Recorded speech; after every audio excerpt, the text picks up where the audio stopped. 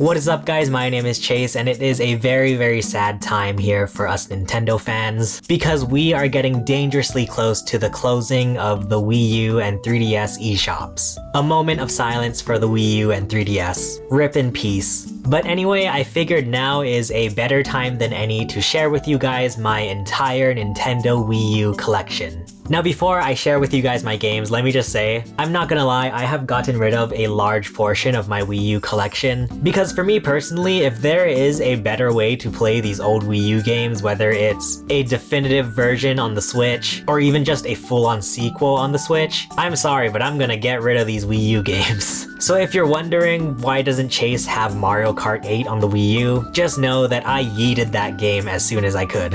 Anyway, let's get this thing started. Our first Wii U game here is Guitar Hero Live. I am a huge fan of Guitar Hero. In fact, I have a video on this channel talking about how Guitar Hero made me want to learn how to play the real guitar. And so when Guitar Hero Live was announced as like a reboot of the Guitar Hero franchise, I was so excited to get back into Guitar Hero. Unfortunately, they had to completely wreck Guitar Hero with these new guitars, in my opinion at least. I'm not a huge fan of Guitar Hero Live, to be honest. I think the concept is really cool, like the fact that the audience actually changes depending on how well or how badly you're performing. I don't know, I couldn't really get into Guitar Hero Live, to be honest, so we're not off to a great start here.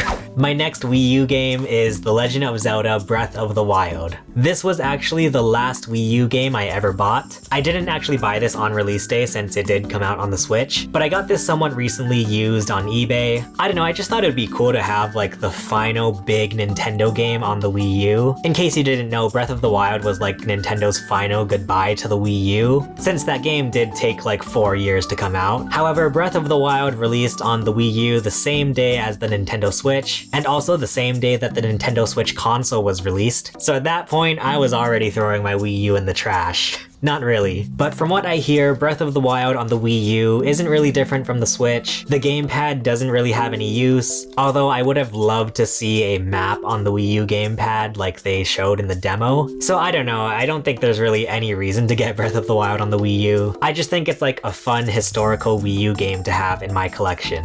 But you know what game I think is necessary to have on the Wii U? The Legend of Zelda The Wind Waker HD. Fun fact, The Wind Waker HD was actually the first Zelda game I ever played all the way through, and I had a really fun time with this game. I absolutely love the cel-shaded art style, and it really shines in HD. I think the gamepad usage was executed like perfectly for this game. You can have the map on the lower screen, or like you can assign different items to different buttons, or like your item bag. Like there's a whole bunch of different uses for the gamepad. It was just a lovely experience to play this game on the Wii U. Also, I just so happened to have the GameStop Day 1 edition, which has this like golden cover.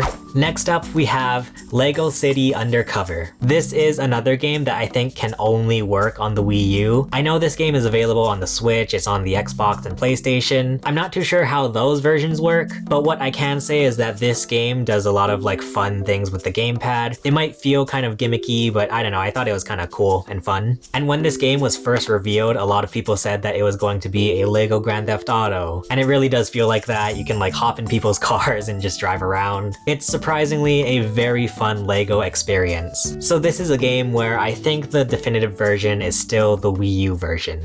Next up, we have New Super Luigi U. I actually wouldn't be surprised if people don't know about this version of the game. Back in 2013, Nintendo announced the Year of Luigi, and to celebrate the Year of Luigi, they also announced some DLC for New Super Mario Bros. U. And so that's what we ended up getting here. I still think New Super Luigi U is like a super fun and just interesting Mario experience. They took every single level from New Super Mario Bros. U and reworked them into these more tougher and quicker levels, and they actually released a physical version of this, so you bet your butt I had to get on this. I believe this is the only Wii U game with a green case, which is very interesting. And like I mentioned before, I've gotten rid of my Wii U games that I have a substitute for on the Switch, so I don't even have the original New Super Mario Bros. U in my Wii U game collection anymore, but I had to keep keep New Super Luigi U just because, I don't know, I just think it's cool. Like, this is like a fun little collectible thing.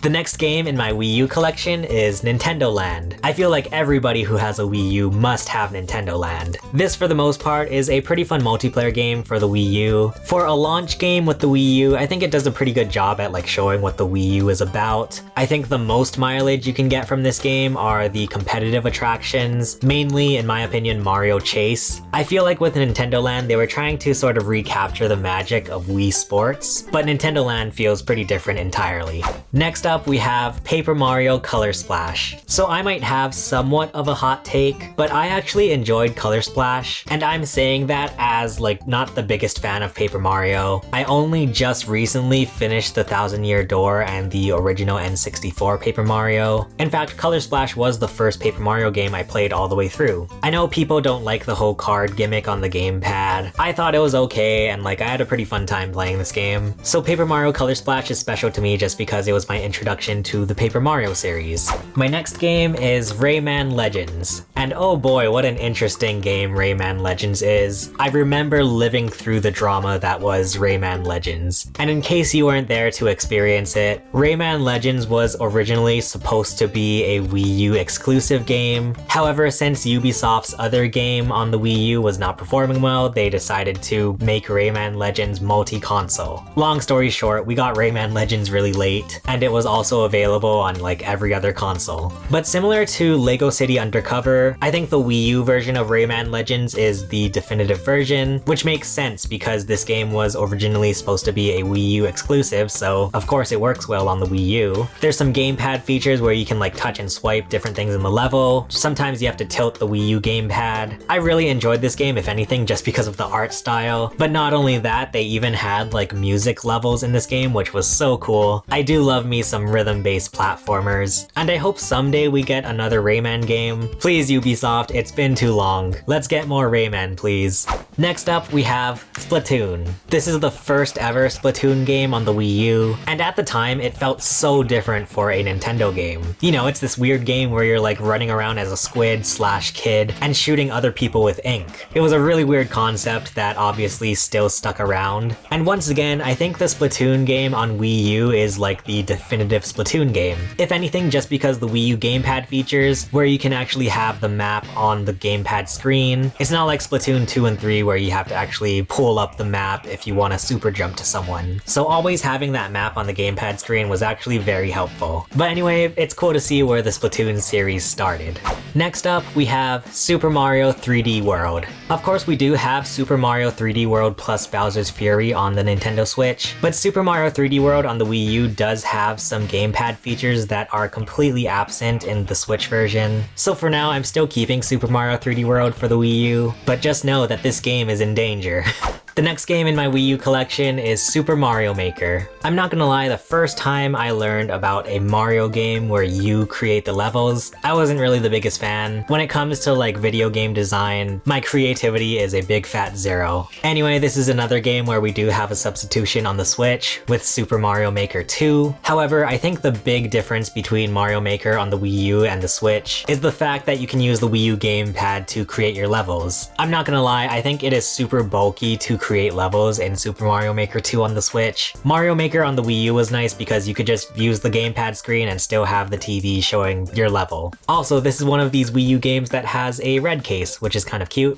Next up, we have Super Smash Bros. For Wii U. The hype for this game was so exciting. We got a bunch of CG trailers showing the new characters. It was always fun to speculate what the next Smash Bros. Character was going to be, especially in terms of which characters would be returning for Smash Bros. Wii U and which ones would get cut. I'd say it was pretty similar to the hype of the Smash Bros. Ultimate DLC characters. Learning that we would have Mario, Sonic, Mega Man, and Pac-Man all in the same game, that was so cool. I also feel like there are some subtle differences between Smash Bros. For Wii U and Smash Bros. Ultimate. For one thing, I think the Smash Bros. For Wii U graphics are much more saturated than the Smash Bros. Ultimate graphics, and in my opinion, I prefer the saturated graphics of Wii U compared to the more neutral graphics in Ultimate. Also, I feel like the controls are like slightly different between the two versions. I feel like the controls in Smash Bros for Wii U are a lot more snappy and like accurate, whereas with Ultimate, I feel like it's a bit slower and sort of slippery, I guess. I don't know how to explain it, and maybe I'm just crazy. So anyway, I just like keeping Smash Bros for Wii U in my collection, if anything just because of how exciting it was to finally get this game. Next up, we have Wii Fit U. And not gonna lie, I don't remember the last time I even played this game. I honestly think I tried this game once and then never went back to it. Maybe it's just because I'm totally a lazy gamer, but I always felt like it was such a pain in the butt to have to get out the Wii balance board and then like set everything up. They even had the little fit meter that you can use with this game. So I was honestly surprised to find out that people are pretty dedicated to this game. For me personally, I honestly don't really care for Wii Fit U. I'm sorry. Next up, we have Yoshi's Woolly World. This game is so freaking cute. I remember instantly falling in love with the graphic style in this game. It's very similar to Kirby's Epic Yarn. It's just all around a very cute game. And seeing this art style on Nintendo's first ever HD console, it was really cool. I think it's just beautiful. They even made the Yoshi's Woolly World amiibo, which are like my favorite amiibo ever. What a cute game. I love it so much. And the last game in my Wii U collection, not gonna lie, we're kind of ending on a dud. This is Zombie U. This was Ubisoft's big trial in making Wii U exclusive games. It's a zombie survivor horror game that makes use of the gamepad for a bunch of different gimmicks. Not gonna lie, I didn't really get into Zombie U very much, not only because I am absolutely terrified of anything scary, but also I just didn't really feel like the game was that fun. It got pretty repetitive and confusing for me, I felt like. But I keep this game in my collection just because I think it's cool to have this Wii U exclusive version of Zombie U. In case you didn't know, they actually went and re-released this game as Zombie on the Xbox and I believe PlayStation, but I can at least say that I have the Wii U exclusive one. This one letter in the title makes a big difference. Anyway, that is my entire Wii U collection, at least in terms of physical games. I think it's really fun and kind of funny to look back at the Wii U generation. Things were definitely not the best for us Nintendo fans, but I guess what was nice about the Wii U was that it felt like this exclusive club where even though we were kind of suffering, at least we were suffering together. Let me know in the comments what games you guys have in your Wii U collection. Maybe I'll even show you guys what digital games I have on my Wii U in the future. If you guys want to watch my 50-minute Wii U retrospective video, feel free to check it out below. For now, thank you so much for watching. My name is Chase and I will see you guys again soon. Bye.